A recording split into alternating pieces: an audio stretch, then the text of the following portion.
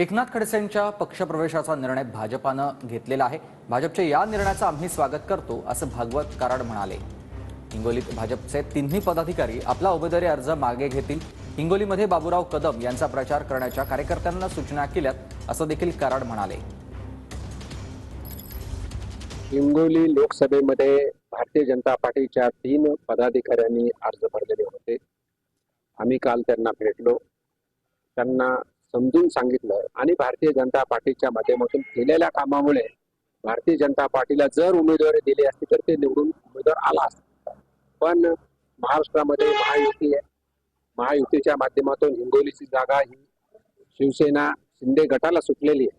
म्हणून शिवसेने शिंदे गटाचा जो कोणी उमेदवार दिलेला आहे बाबूराव कदम यांचा प्रचार करावा असं आम्ही त्यांना समजून सांगितलेलं आहे।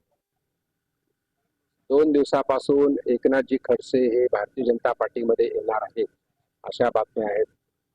हा निर्णय राष्ट्रीय भारतीय जनता पार्टी स्तरावर घेण्यात आलेला आहे असं पण मी ऐकतोय। म्हणून निर्णयाचं जर राष्ट्रीय भारतीय जनता पार्टीने घेतलेल्या निर्णयाचं आम्ही स्वागत करतो आणि खडसे साहेब येत असतील तर आनंदच आहे।